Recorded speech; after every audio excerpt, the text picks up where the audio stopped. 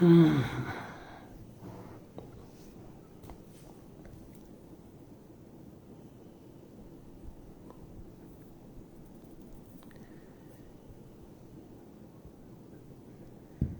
हाल चाल है आप लोगों के। नमस्कार साथियों। भारत की राजनीति में क्या चल रहा है। आज तो नए नए गवर्नर आ गए हैं, राज्यपाल आ गए हैं। 8 नए राज्यपाल आज नियुक्त हुए हैं। तो भारतीय राजनीति में कई सारे परिवर्तन हो रहे हैं। 2-3 बातें मैं आप लोगों से करना चाह रहा हूं आज। मान के चल रहा हूं कि आप लोग बहुत अच्छे होंगे और बिल्कुल मैं भी अच्छा हूं, घर पर ही बैठा हूं। तो मेरी आज दिली तमन्ना हो गई कि 2-3 ऐसे इश्यूज हैं जिन पर बात की जा सकती है। पहली बात, आपके प्रश्न मुझे दिखाई दे रहे हैं, बिल्कुल आप पूछिएगा, कोई दिक्कत नहीं है। 8 गवर्नर नियुक्त हुए हैं नए। इनमें से सबसे महत्वपूर्ण है माननीय थावरचंद जी गहलोत। ये अनुसूचित जाति समुदाय का प्रतिनिधित्व करते हैं और मध्य प्रदेश के बहुत बड़े नेता हैं। थावरचंद जी गहलोत मोदी जी की सरकार में मंत्री रहे हैं। सामाजिक न्याय और अधिकारिता मंत्रालय का प्रभार उनके पास था, लेकिन आज उन्हें कर्नाटक राज्यपाल का राज्यपाल नियुक्त कर दिया। राज्यसभा के वो सदस्य हैं और साथ ही साथ राज्यसभा में वे नेता भी हैं। आप लोग जानते हैं प्रधानमंत्री जिस सदन का सदस्य होता है उस सदन का नेता वही होता है। तो माननीय मोदी जी लोकसभा के सदस्य हैं तो लोकसभा के नेता वे हैं। लेकिन थावरचंद जी गहलोत जो है वो राज्यसभा के नेता है बीजेपी की ओर से। तो एक तो केंद्रीय मंत्री का पद रिक्त हो गया, दूसरा राज्यसभा में नेता का पद भी रिक्त हो गया। तो कर्नाटक के राज्यपाल बनाए गए हैं थावरचंद जी गहलोत। इसका सीधा सा मतलब है कि राज्यसभा की सीट भी उनकी खाली हो गई।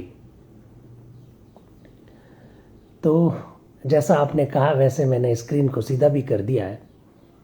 लेकिन मैं थावरचंद जी गहलोत से भी ज़्यादा महत्वपूर्ण विषय पर चर्चा करना चाह रहा हूँ आज। 2 महत्वपूर्ण मुद्दे हैं। एक, मैंने हालांकि क्लासेस में ये कहा है कि भारत के संविधान में जो 102वां संविधान संशोधन हुआ, जिसके तहत संविधान में 338B नाम का नया अनुच्छेद जोड़कर राष्ट्रीय पिछड़ा वर्ग आयोग को संवैधानिक दर्जा दिया, साथ ही साथ 342A नाम का नया अनुच्छेद जोड़कर कौन सी जाति ओबीसी में आती है इस संदर्भ में अधिसूचना जारी करने का जो पावर है वो राष्ट्रपति को दिया गया 342A में। इस संविधान संशोधन को महाराष्ट्र के आरक्षण के संदर्भ में कोर्ट में चैलेंज किया गया और कोर्ट ने साफ शब्दों में कहा कि 102वां संविधान संशोधन किसी भी तरह से संविधान के खिलाफ में नहीं है, सही है। सबसे महत्वपूर्ण बात है कि भारत सरकार इसके खिलाफ में रिव्यू पिटीशन लेकर गई। 3 दिन पहले सुप्रीम कोर्ट ने भारत सरकार की रिव्यू पिटीशन खारिज कर दी और कहा कि 102वां जो संविधान संशोधन हुआ है वो एकदम सही है। भारत सरकार, कमाल की बात है कि भारत सरकार ने ही संविधान में संशोधन कराया संसद के माध्यम से। सुप्रीम कोर्ट कह रहा है कि वो जो संविधान संशोधन जो किया गया वो एकदम सही है। भारत सरकार कह रही है, जिन्होंने खुद ने संविधान में संशोधन करवाया वो कह रहे हैं कि हमारा इंटेंशन ये नहीं था, हम किसी भी जाति को ओबीसी में शामिल करना या नहीं करना ये हम राज्यों के ऊपर ही छोड़ना चाहते हैं। सुप्रीम कोर्ट कह रहा है कि नो, जो संविधान में जो संशोधन हुआ है उसके तहत ये पावर राष्ट्रपति के पास आ गई। बड़ी मतलब अजीब सी स्थिति है। पता है इस रूप में मैं क्या कहना चाह रहा हूं आपको। मैं ये कहना चाह रहा हूं कि आगामी 15 दिनों बाद में हमारे संसद का मानसून सत्र प्रारंभ होने वाला है और जो मानसून सत्र प्रारंभ होगा उसमें एक संविधान संशोधन विधेयक आने वाला है, मुझे ऐसा लगता है। और वो जो संविधान संशोधन विधेयक है वो 102वें संविधान संशोधन जो हो रखा है उसमें कुछ चेंजेस करने वाला है। 342A के तहत जो पावर राष्ट्रपति के पास आ गई है किसी भी जाति को ओबीसी में शामिल करने की, उस संदर्भ में संविधान में कुछ नया होने वाला है। नया इंटरप्रिटेशन आ सकता है, कोई स्पष्टीकरण आ सकता है, नई कोई धारा अनुच्छेद 342A के अंतर्गत आ सकती है, ऐसा मेरा मानना है। तो we will have to wait for some time. ये तो होगा और इस संदर्भ में 4-5 मिनट का एक वीडियो भी है, मैं आपको जरूर दूंगा। लेकिन इससे भी महत्वपूर्ण बात एक और है। चिराग पासवान से आप परिचित हैं। चिराग पासवान एलजेपी के सांसद हैं। मरहूम रामविलास जी पासवान के ये बेटे हैं, रामविलास जी पासवान के। रामविलास जी पासवान का कुछ समय पहले निधन हो गया और इसके बाद में जो लोजपा है, लोजपा में फूट पड़ गई, आप अच्छी तरह से जानते हैं। इवन चिराग पासवान को राष्ट्रीय अध्यक्ष के पद से भी हटा दिया और उनके जो चाचा है पशुपति पारस पासवान उनका पूरा नाम है, वो जो चाचा है उनको आज बड़ी ज़बरदस्त मीडिया में चर्चा है कि उनको मंत्री बना सकते हैं मोदी जी। मोदी जी मंत्री बनाएंगे, वो सब चीज़ें ठीक है, लेकिन चिराग पासवान का आज एक स्टेटमेंट मैंने जस्ट अभी 15-20 मिनट पहले सोशल मीडिया पर देखा कि चिराग पासवान ने कहा कि अगर पशुपति पारस को मोदी जी मंत्री बनाते हैं तो हम उसे कोर्ट में चैलेंज करेंगे, सुप्रीम कोर्ट में चैलेंज करेंगे। मैंने काफ़ी देर सोचा कि क्या वो कोर्ट में चैलेंज कर सकते हैं। तो कोर्ट में तो कोई भी चैलेंज करो ना, आप भी कर सकते हो, मैं भी कर सकता हूँ, कोई भी जा सकता है, लेकिन उसका हश्र क्या होगा। देखिए, भारतीय संविधान का अनुच्छेद 75 ये कहता है कि प्रधानमंत्री की सलाह पर राष्ट्रपति मंत्री नियुक्त करते हैं। प्रधानमंत्री की सलाह होती है, राष्ट्रपति मंत्री नियुक्त करेंगे। और आप हमेशा ध्यान रखिए, इन parliamentary system of the government किस व्यक्ति को मंत्री बनाना ये प्रधानमंत्री का विशेषाधिकार है। और मंत्री बनने के लिए आपको संसद का सदस्य होना चाहिए, और अगर आप संसद के सदस्य नहीं हैं तो भी आपको मंत्री बनाया जा सकता है। आपको 6 महीने के अंदर अंदर संसद का सदस्य होना होगा। अब चिराग पासवान कह रहे हैं कि मैं इसे कोर्ट में चैलेंज करूंगा। किस आधार पर वो कोर्ट में चैलेंज करेंगे? क्या उनकी क्वालिफिकेशन को लेकर कोर्ट में चैलेंज करेंगे? तो वो बिल्कुल गलत साबित होंगे कोर्ट में। ये प्रधानमंत्री का विशेषाधिकार है, वह किसी भी सांसद को मंत्री बना सकते। इवन कांग्रेस के सांसद राहुल गांधी को भी अगर राष्ट्रपति चाहे तो मंत्री बना सकते हैं प्रधानमंत्री की सलाह पर। सांसद होना जरूरी है, तो पहला सांसद वो है तो मंत्री बना देंगे, और सांसद ना भी है तो भी मंत्री बनाए जा सकते हैं। 6 महीने में उनको मंत्री बनना होगा। दूसरी बात, किसे मंत्री बनाना किसे मंत्री नहीं बनाना ये प्रधानमंत्री का विशेषाधिकार है। तो फिर वो कोर्ट में किस आधार पर जाएंगे? कोर्ट में किस आधार पर जाएंगे? वो ये कह रहे हैं कि मैं राष्ट्रीय अध्यक्ष हूं, मेरे बिना पूछे कैसे बना दिया आपने। तो क्या आपकी पार्टी समर्थन नहीं कर रही है, एनडीए में शामिल नहीं है? अगर आपकी पार्टी एनडीए में शामिल है और अगर शामिल नहीं भी है तो भी प्रधानमंत्री अगर चाहे तो मंत्री बना सकते हैं। वैसे ये प्रधानमंत्री का विशेष अधिकार। मैं आपको एक और चीज बताना चाहूंगा। 4 दिन पहले ही माननीय सुप्रीम कोर्ट ने एक पिटीशन को खारिज किया। एक वैज्ञानिक ने सुप्रीम कोर्ट में एक पिटीशन लगाई। जो मंत्री जी है हमारे वीके सिंह जी, आप लोग जानते हैं, पहले सेना में अध्यक्ष भी रह चुके हैं वीके सिंह जी को मंत्री पद से हटाया जाए, इस संदर्भ में उन्होंने एक पिटीशन लगाई थी एक वैज्ञानिक ने। 4 दिन पहले सुप्रीम कोर्ट का जजमेंट आया। सुप्रीम कोर्ट ने पिटीशन को खारिज करते हुए स्पष्ट रूप से कह दिया, क्या कह दिया? सुप्रीम कोर्ट ने स्पष्ट रूप से कह दिया कि किसे मंत्री पद से हटाना है वो प्रधानमंत्री का विशेष अधिकार है। अगर वो कुछ गलती करता है तो प्रधानमंत्री उन्हें हटाएगा। इसका सीधा सा मतलब यह भी निकलता है किसे मंत्री बनाना यह भी प्रधानमंत्री का विशेष अधिकार है। तो चिराग भाई, आप काफी यंग हैं, आपकी काफी अपील है बिहार में, आपके अच्छे खासे लोग फॉलोवर हैं, पर इस मामले में आप मात खा जाएंगे कोर्ट में। अगर आपकी पार्टी समर्थन ना भी करती तो भी मंत्री बनाया जा सकता था। एक बात और कहना चाहूंगा, अगर आप दल बदल की और इशारा कर रहे हैं, अगर आप ये कह रहे हैं कि हमारे पार्टी के निर्देशों की पालना नहीं की, तो आप व्हीप जारी कर दीजिए। आप पार्टी में व्हीप जारी कर दीजिए और आप कह दीजिए कि भाई हमको मंत्री में शामिल नहीं होना। पर व्हीप तो सदन के बाहर थोड़ी लागू होता है। व्हीप जो होता है वो सदन के भीतर लागू होता है, और मंत्री जो बनाया जा रहा है वो राष्ट्रपति भवन में बनाया जाएगा या कहीं और बनाया जाएगा। तो चिराग, आप सुप्रीम कोर्ट मत जाना। सुप्रीम कोर्ट जाओगे भी तो भी आपको कुछ राहत मिलने वाली नहीं है। इस बात को जरूर ध्यान रखिएगा।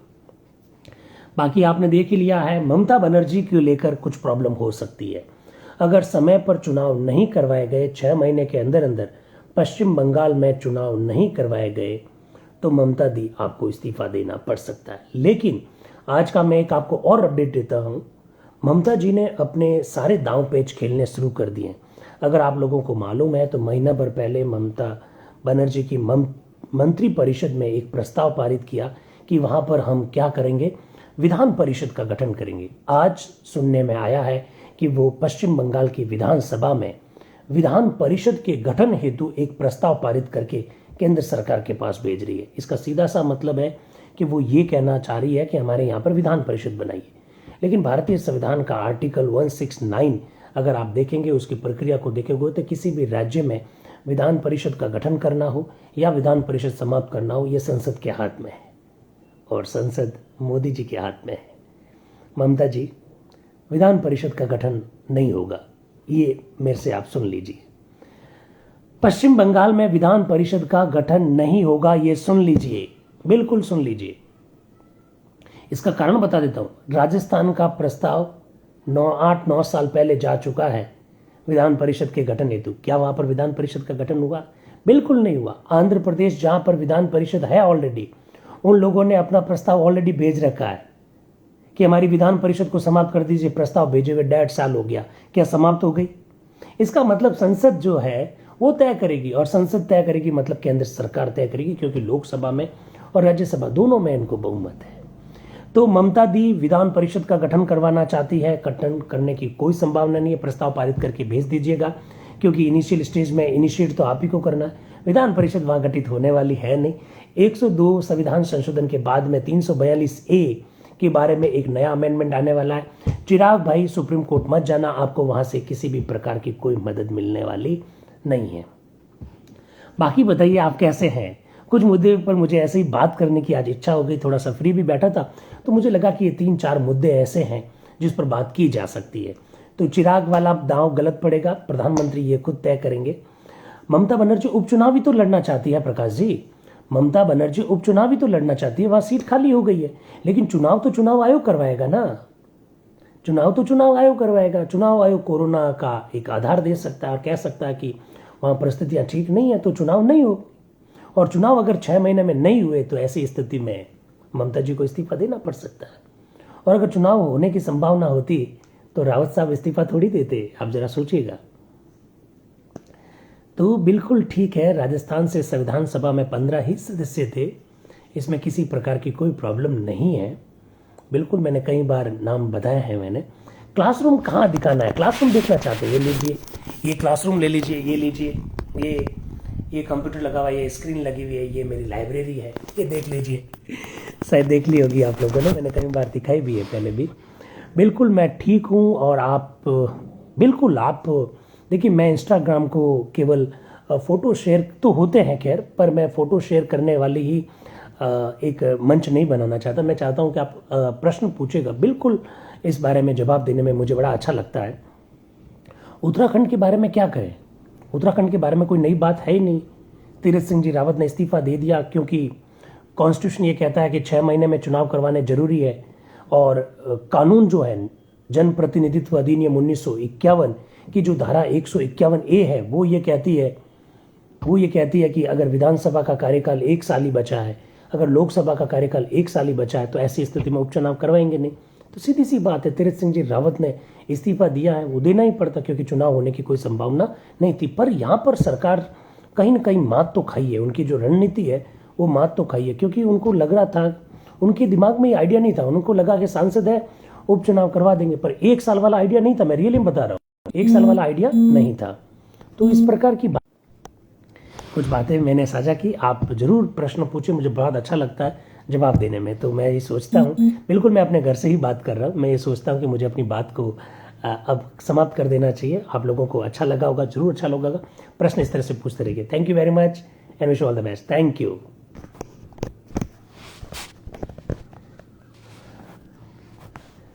वापस उनको सीएम नहीं बनाया जा सकता भाई, वापस उनको सीएम नहीं बनाया जा सकता।